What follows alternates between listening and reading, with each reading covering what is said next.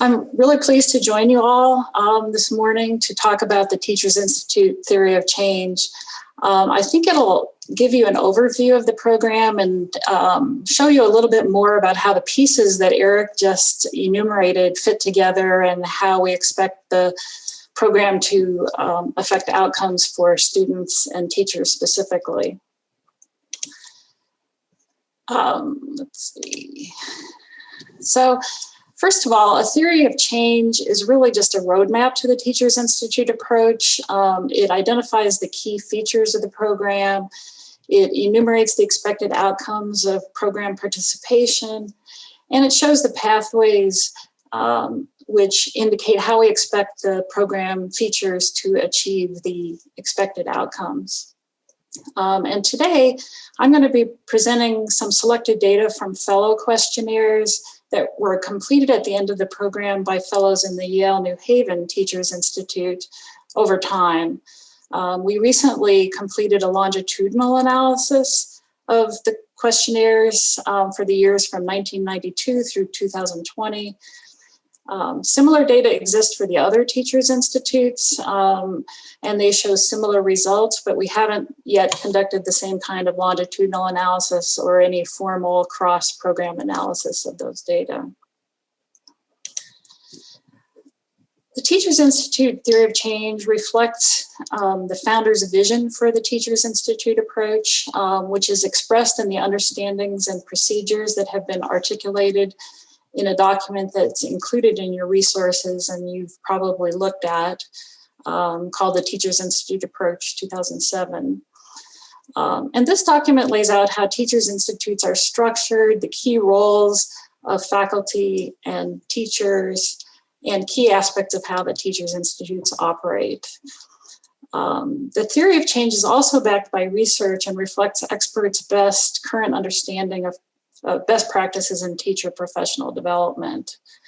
In the original article on the theory of change, as well as a more recent update, both of which are included in your materials, you'll find references to the relevant research and discussions of best practices. So without further ado, here's a graphic presentation of the theory of change. It's structured to show from left to right the key inputs into implementing a Teachers Institute, the actual implementation of Teachers Institute seminars, immediate products of participating in a Teachers Institute, and then followed by intermediate and longer term outcomes of participating in an institute. And the arrows indicate the pathways through which these elements are expected to lead to the outcomes. The blue boxes show the products and outcomes for teachers. The gold boxes show how these outcomes are expected to affect student outcomes. And then the brown boxes show effects that we expect Teachers Institute seminars to have on the faculty who lead the seminars. So in the rest of the presentation, what I'm going to do is move through this theory of change and show you a little bit of data that supports this particular set of outcomes and pathways. Before I do that, I wanted to, first of all, focus on the red box that was the Teachers Institute seminars, and that was representing implementation of the program. And I want to call to your attention some key features of the program, many of which Eric just enumerated, but I'll repeat them. First of all, the Teachers Institutes are implemented in partnerships with school districts, higher education institutions, and the seminars are led by college or university faculty. The seminars are intensive. Typically, they meet weekly over several months. They focus on topics that were developed by canvassing teachers about potential seminar topics that would be useful in their teaching, and then seeking faculty who can develop a seminar on these topics. And then they focus, as Eric said, on content knowledge, but they also focus on the pedagogy linked to that content. In the seminars, teachers develop curriculum units, which ensures that the teachers take some aspect of what they're learning in their seminar back to their classroom. And these units also facilitate sharing what they learned with their colleagues. Authors of curriculum units are required to identify the standards addressed in their curriculum unit. And many of the units also describe how their unit fits into the district curriculum or fits with their school's teaching approaches. And then finally, another key feature is that both seminar leaders and teachers are paid for participating, and teachers also receive faculty privileges at the university or college. So now that I've highlighted the key features of that red box, I want to share some selected data about other elements in the theory of change. And as I mentioned earlier, the data I'm presenting are from the Yale New Haven Teachers Institute. So first of all, I'll start with an input, the background and characteristics of teachers who are interested in seminar topics. And here it's useful to note that the Teachers Institutes are not selective in which teachers they admit to the Teachers Institute. Any teacher who teaches in a core subject area and is interested in the seminar topic may participate. And so the seminars tend to attract diverse teachers. And just as an example, in New Haven, although the grade composition of participants has varied over the years, you can see that every year seminars have included teachers from all grade levels. Curriculum units are one key immediate product of participating in the Teachers Institute seminars. And as I mentioned earlier, writing these units is important for enabling fellows to figure out how they're going to use what they've learned in their classroom and support their school's curriculum. And so with respect to how the curriculum units fit or relate to the school curriculum, more than half of fellows report at the end of their seminar that their unit supplements their school's curriculum. More than a quarter report that their unit fills a gap in the district's school curriculum. And a small percentage report that their unit replaces a unit in the existing curriculum. A few fellows report that their unit is not related to the existing curriculum. At the end of the questionnaire that fellows fill out at the end of their seminar, there are some essay questions where they're given an opportunity to talk about how they anticipate their participation in the seminar will affect their teaching and their students. And I wanted to share a few examples of what fellows have told us about how their curriculum units will support their district's curriculum. So first of all, one fellow said, it's a challenge to figure out how to juggle institute units while still incorporating other aspects of the curriculum that need to be covered. But every time I do, the learning and growth are great. I continue to work at it. Another fellow said, in order for a school to really improve, it must have a strong, diverse, and exciting curriculum. Teachers participating in the Institute are producing varied units. These units are excellent resources that, when made available to the district, help teachers improve while helping schools improve. In the theory of change, participating in a seminar and writing a curriculum unit is expected to lead to increased content knowledge and pedagogical knowledge. And at the end of their seminar, almost all of the New Haven fellows agreed, and they have consistently done so over the years, that they gained knowledge of their subject and confidence in teaching it. And you can see that in most years, more than 90% of fellows agreed that they had experienced that kind of learning and confidence. Teachers Institutes are also expected to lead to other intermediate outcomes, including increased teacher leadership, greater collegiality and collaboration, and higher teacher morale. And this really begins with the collegiality that's fostered in the seminars. End of program questionnaires consistently show that the majority of fellows find interaction with other fellows to be useful to a great extent, and nearly all of the rest of the fellows reported that these interactions are useful to at least a moderate extent. This was something that fellows consistently talk about in their narrative responses, and a few examples of what fellows have said. First, most valuable to me was the collaborative learning that occurred at each meeting. The content was certainly valuable, but the input and discussion among the fellows was equally valuable.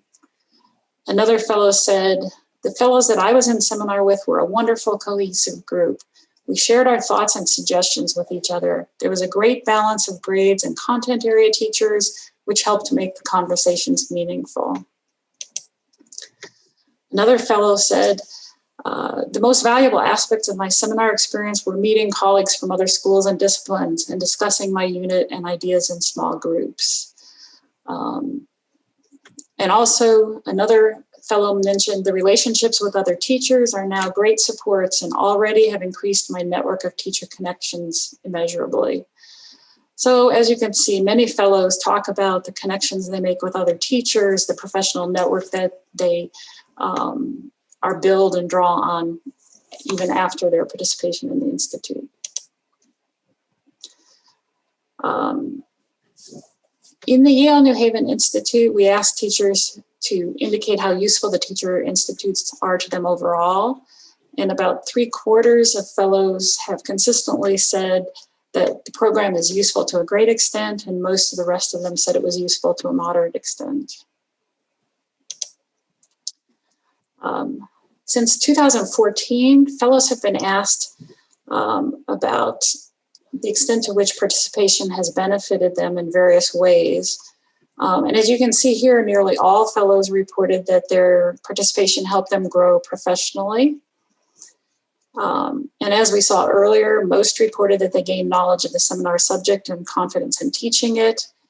About 90% agreed that they left their seminar with higher expectations of students' ability to learn about the seminar subject. And that might be important because research shows that teachers' higher expectations are associated with higher student achievement. And then about 2/3 of fellows reported that they learned new teaching strategies from other participants. Again, these were things that people talked about in their narrative responses. First of all, excuse me.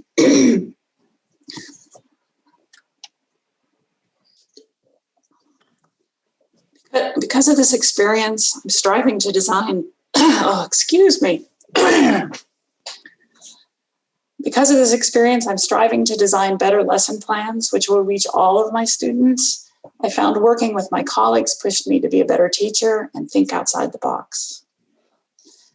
When it comes to instructional practice, participating in the Institute has given me more knowledge so that I feel comfortable enough to translate that knowledge into engaging, differentiated instruction. And another fellow said, in the unit, I've moved away from the lectures and replaced them with case studies and discussions. The students will find these more engaging.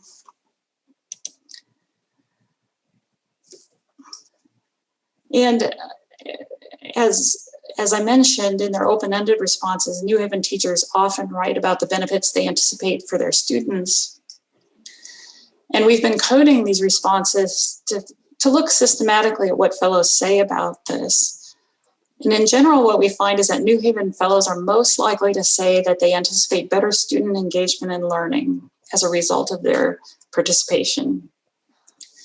And when we looked more deeply into what they had to say about that, we found that fellows expect students to be more engaged, first by the features of their curriculum unit or how they plan to teach it, by the new or different content of their unit, or by their own enthusiasm for teaching their unit. And some fellows specifically noted that they designed their units specifically for the students they will be teaching. Again, in the words of the fellows, in the past, my participation and use of curriculum unit helped my students master the objectives they had with the state and school, positive effects for everyone, myself and my students. Another fellow said, in my teacher evaluation, my administrator has noted in a very positive way my continuing interest in development of curriculum units through the Teachers Institute. She has seen student improvement, excitement, and interest as I teach one of my units.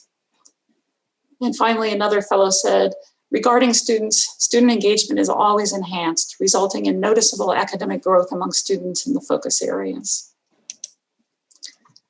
By integrating such professional work and setting the standards high, I can assure my students will achieve more while having fun. And finally, I expect my seminar participation will improve the depth of my teaching and encourage my students to think more deeply beyond the surface level.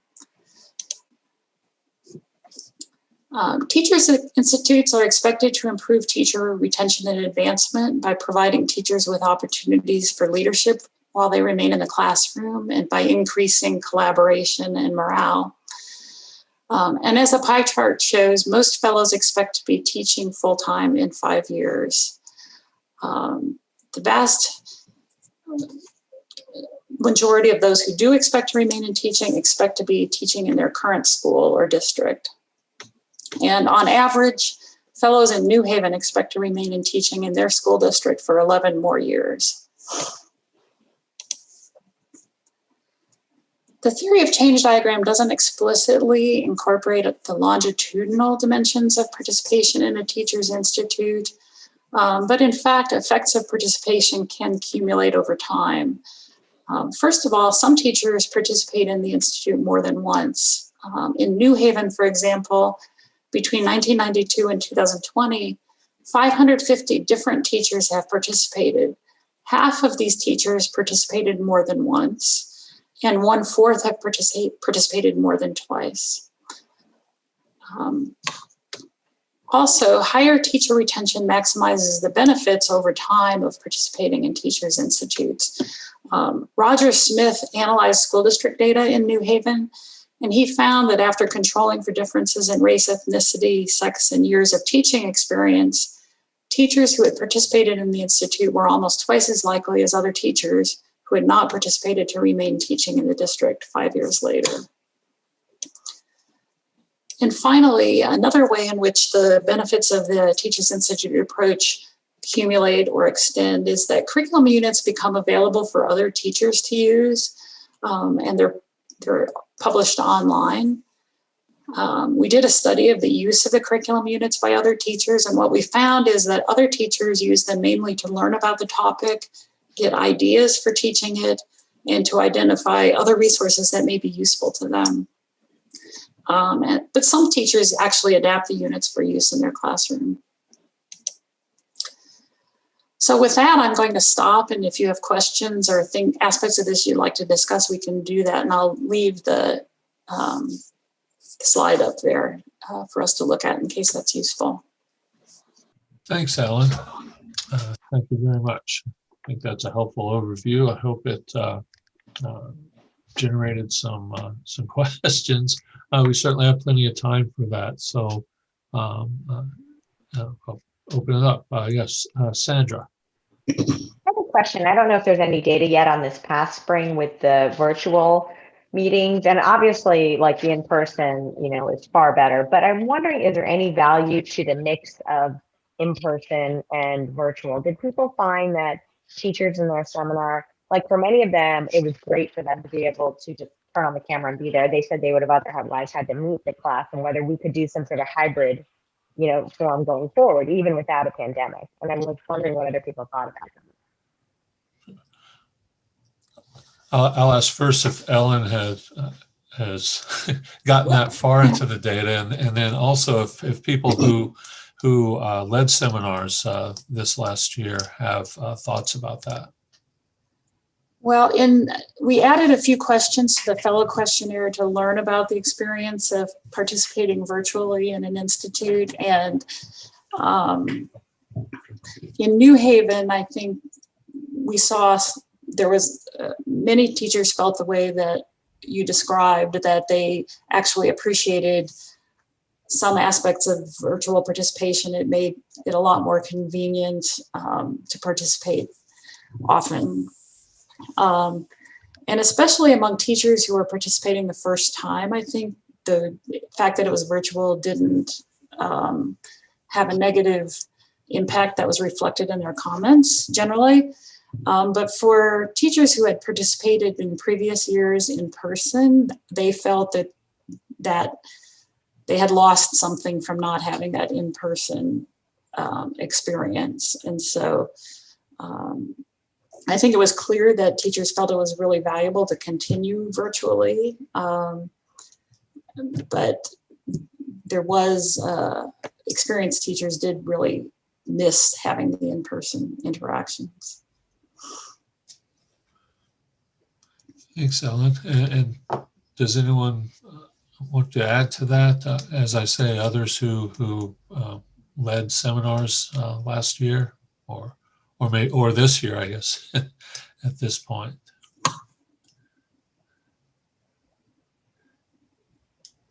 Karen, maybe you could talk a little about the Dene Institute, which is designed to have a hybrid model.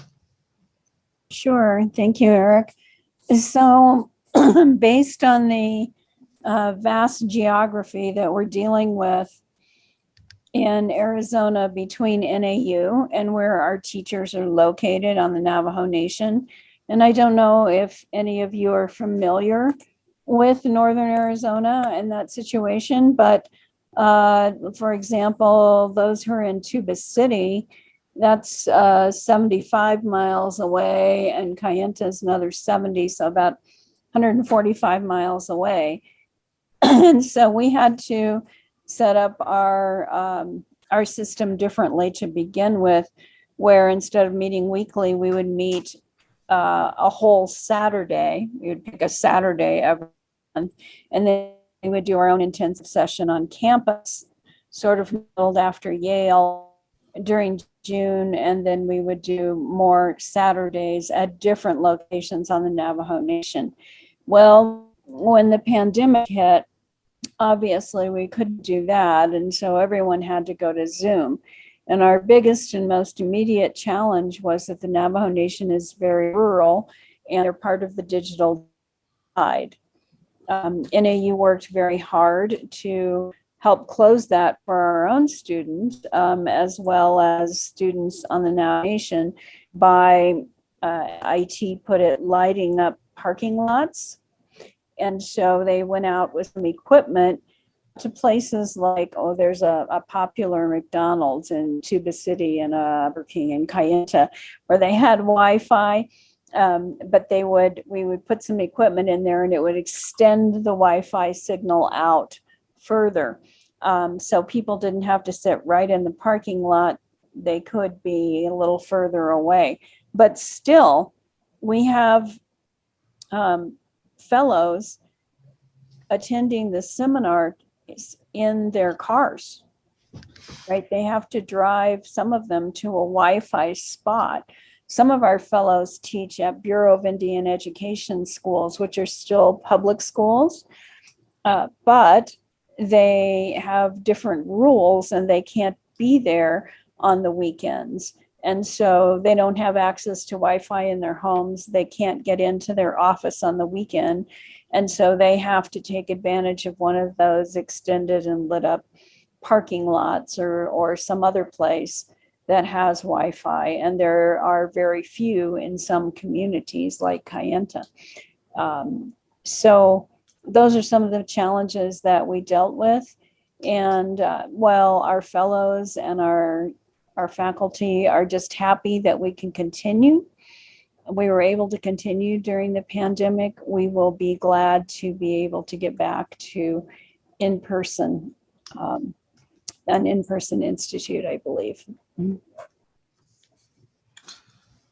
Thanks, Karen. And I think that that explanation, I think, brings up a lot of things to me. One is that when we talk this week about forming new institutes, I mean, there is, those understandings, procedures that Ellen showed you.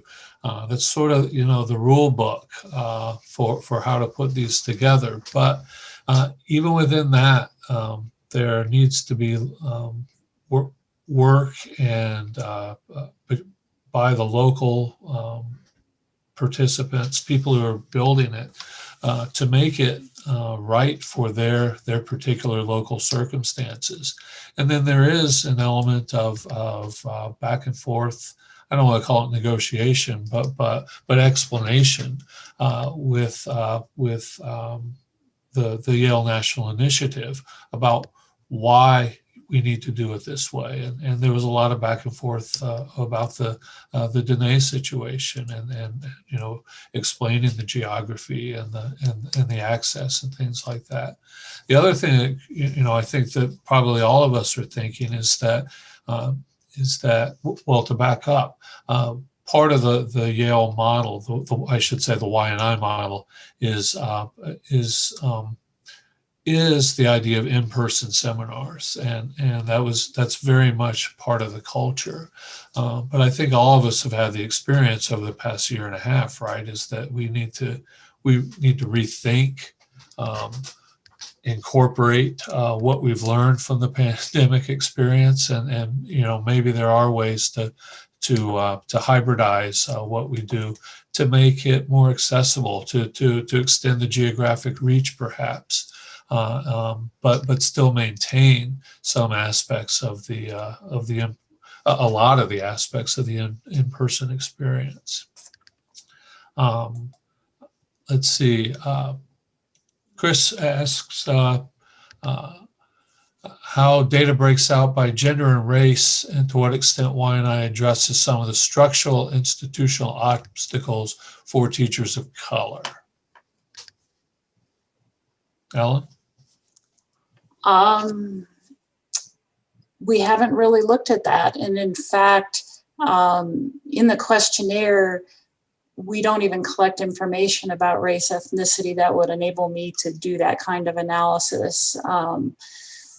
I believe that information is available in the applications that teachers submit, but we haven't connected those data yet. And we haven't really done too much by way of sort of subgroup analyses or looking at particular groups of teachers. We've looked at pretty much at the experiences of the group as a whole.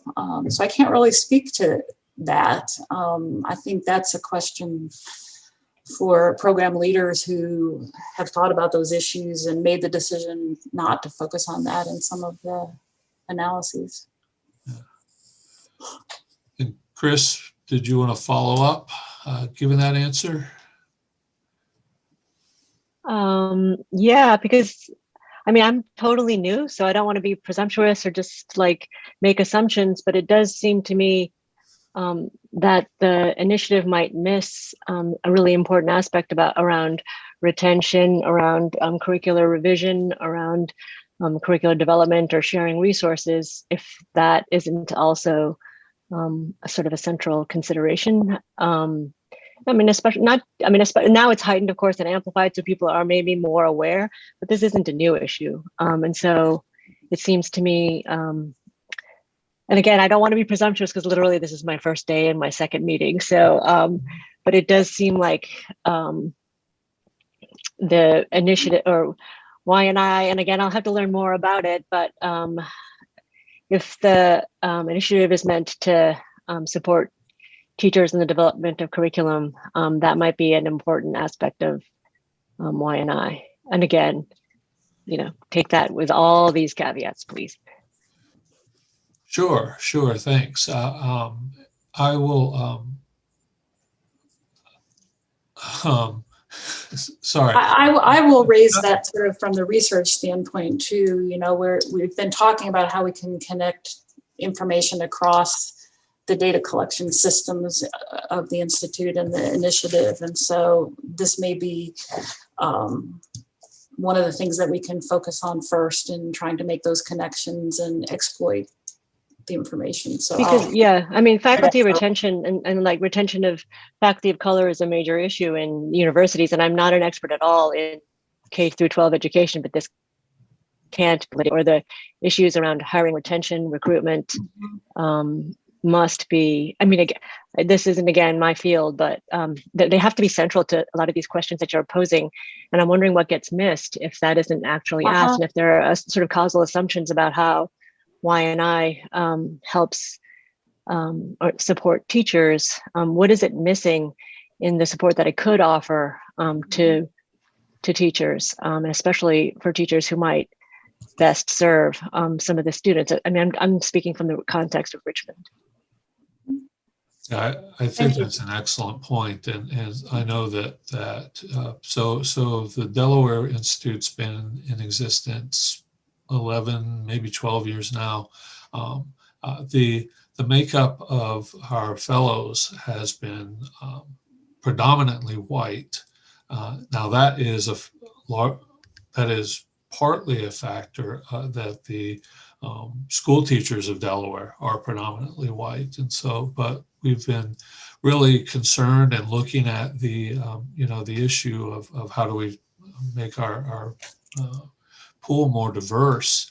But then, yeah, I'm not sure that we've asked some of the more fundamental questions, like what might be some of the structure, in addition to the demographics, what might be some of the structural impediments to faculty, teachers of color, and their ability to participate, or things like that. And so I think these are great questions, actually, Chris, and I think thinking about for Ellen and Y and I to talk about whether adding race questions, gender questions explicitly to the survey is something we ought to do. I'm glad you brought that up. Yeah. Do other people have thoughts either on this? So Eric, there have been a couple of hands raised for a while. Oh, I'm sorry. I have not. And one of them is mine, but since I spoke, I'll invite Ricky And one is Stiglitz to go. Okay. But please go I ahead. apologize. I did not see those. So we'll go to Ricky first. Okay. Well, I'll defer to, is it Michael? All right. We'll go to Michael. Because his hand has been up Oh, over okay. than mine. I really apologize for that. So districts and everyone's deciding not just whether they should do something, but what they should do. So how does this compare to other efforts of professional development and sort of building cohorts of like-minded fellows? Because those two aspects seem to me the key issue. Like, my participation doesn't seem key, that's fine. But how does this compare to other approaches, and what are other approaches that people use? Ellen, do you want to start with that? Yeah. I'm not going to be able to call it names of programs, but in general, although there are a few other intensive teacher development programs that do something similar to the seminars, maybe with a different focus or different duration, one of the things that's unique about the Teachers Institute approach is the intensity of it, the fact that it does meet weekly over several months. And in addition to that, teachers spend time working on their curriculum units and so forth. It's focused on both the content knowledge and the pedagogy associated with that. So teachers are talking not just about learning the content, but how to teach it to their students. Is a rare focus in teacher development programs. Let's see. I mean, I agree with that. Like, that matches my internal model, but at some point we should, right? Some funding agency might say, like, if I apply to Pittsburgh Foundations and said, we want to do this, some critical person might say, well, what else have you considered? And why should we choose this versus that? We want an evidence-based approach to what we find. Well, that's a good point, and that's a great idea for something that we can put together, because we have looked at the literature in terms of looking at the theory of change and so forth. And I guess another unique feature of this is the fact that it's kind of teacher generated in terms of what the topics addressed are, that there's this back and forth with teachers about what they need, and the program leaders and faculty about what they can provide in terms of a seminar. And that's also fairly unique. But your point is well taken, that to have a more systematic look at what are the main competing options for teacher professional development and what we know about them and how they compare and, what needs they're addressing would be valuable. I can see that. So that's another idea we'll take back and see what we can put together. Ellen, I might jump in here. This is Shannon. I'm from NAU, and I've actually done, as a math educator, for 15 years, grant-funded professional development every year through NSF, ITQ, MSPs. And I think one of the things that kind of makes this a really strong program is, I think the infrastructure going through Yale and having that structure behind you, and then the structure that then trickles down to the local institutes is a strong selling point.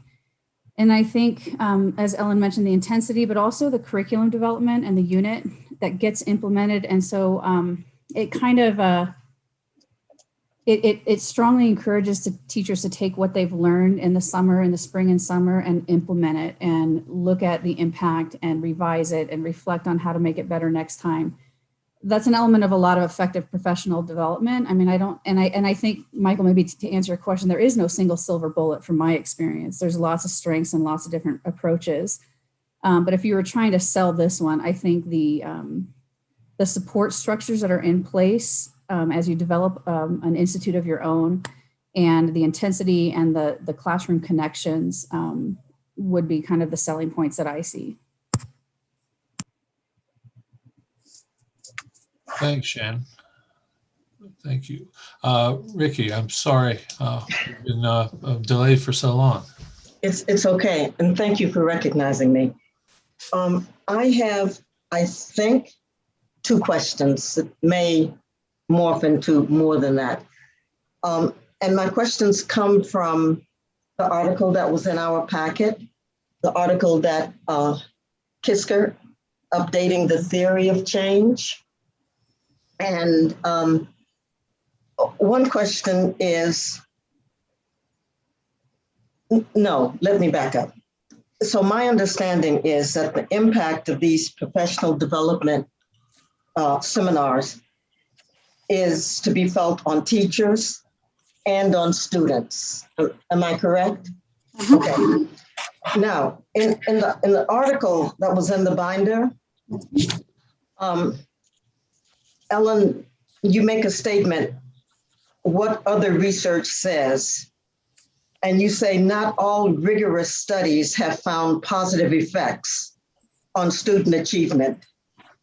And then you proceed with, but many have, and you proceed to talk about those that have had positive effects, those that do document positive effects.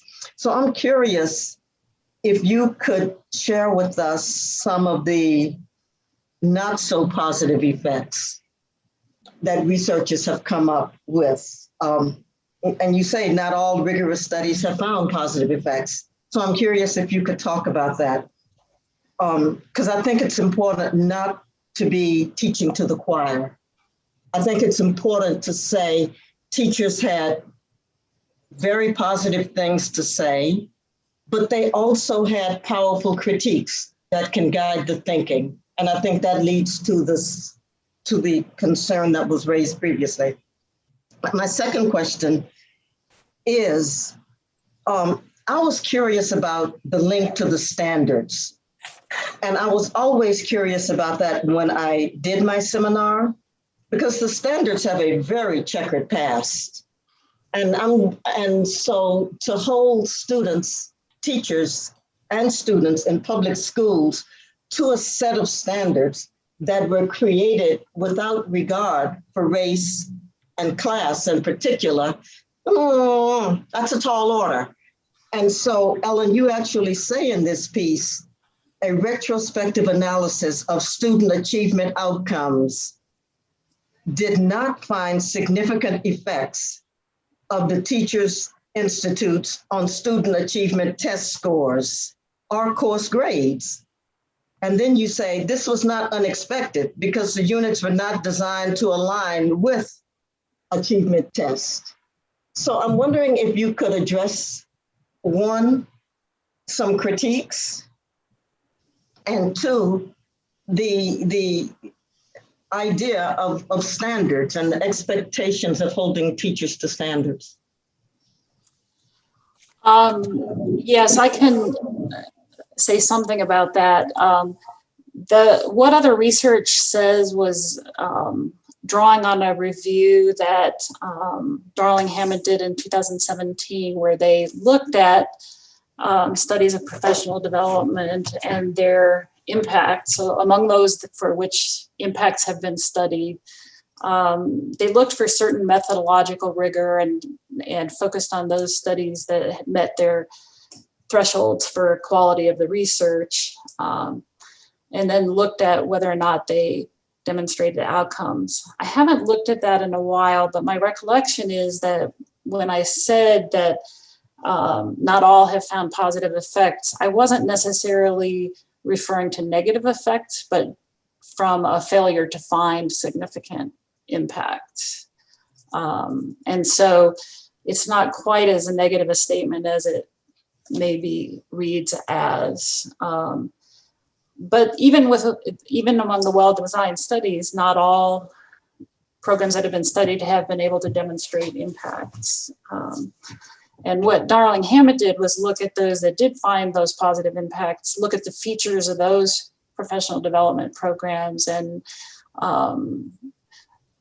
look at what features they had in common, which may be contributing to those positive impacts.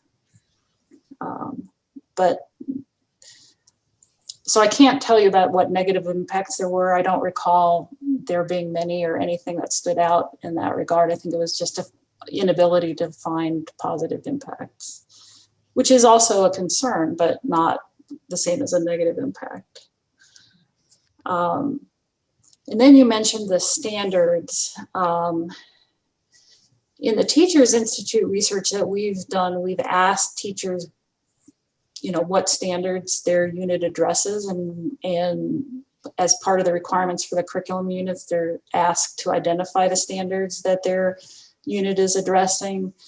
But we haven't really gone beyond that to look at, well, does it really address those standards, or how important are the standards it addresses? So I can't really speak to the concern that you expressed about the appropriateness of the standards or whatever. That isn't a central focus. I think one thing the Teachers Institute does is try to support a connection between the schools and the requirements of the schools and what teachers are doing in the Teachers Institute, so that what teachers are doing is relevant when they take it back to their classroom, that they have support for teaching their unit, and that it fits in with the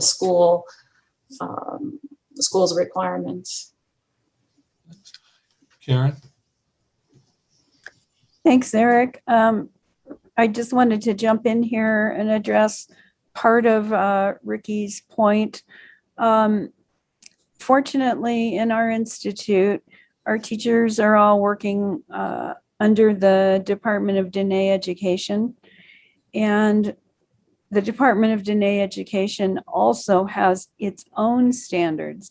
So some of the schools, which are in state-run areas, so their state schools, may have to meet state standards, but because those are in Native communities, they also have to meet the Department of Diné Education standards.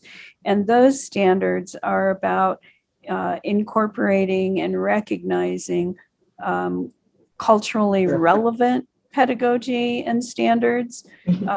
And so in our curriculum units, if you look at the examples of the Diné curriculum units, you're going to find culture embedded and intertwined with the Western research. And that's been something that is important not only to our fellows, our teacher fellows, but our partners at the Department of Diné Education and to the NAU faculty as well, because we're well aware of the research, at least those of us in my department, of the retention of Native students and the performance of Native students when we speak to them about issues and real world challenges that are relevant in their lives. And I hope that's getting a little bit to the point of what you're talking about. I know that's not true necessarily with all of the institutes, but we have been able to do it with ours. So I hope that's helpful. Thanks so much, Karen. Thank you. We are at the end of our time. I want to say these are fantastic questions to be asking, and this is not an indoctrination ceremony. This is to give you the opportunity to question and critique what we're doing. I was a skeptic when I first came, and still have questions. The questions, some of these evaluation questions, I've written down. Our Delaware Institute director, Trish Hermance, is working on her doctorate and is actually putting together some evaluation for our institute. And I'm going to carry some of these questions to her and see whether she can incorporate those in her project. And I will say, on the question of standards, and this may go back somewhat to answer to address some of what Michael was talking about. The fellows are required to list what standards they're addressing, because that's an expectation of their districts generally, to allow them to participate in this and to get professional development credit for this. But I think those of us who have led seminars have seen the experience that what the fellows do in their curriculum units and what the curriculum units allow them to do is go beyond sort of the canned or pre-prepared materials of classrooms, and to really design things that really do stretch the boundaries of those standards and really do ask some sort of fundamental questions about we're talking in our seminars about issues of race, class, gender, inequality all the time. And so I do think that is one benefit of having the fellows produce their curriculum unit, is that they're figuring out, how do I address the standards, which my job requires me to do, but also push those boundaries in ways that a prepackaged curriculum would not do. So thanks very much. Keep the tough questions coming. And thank you again, Ellen, so much for your presentation and your responses. I thought that was very helpful. And we will reconvene again in 2 groups in an hour. And so either Devin or I will see you then. Thank you so much.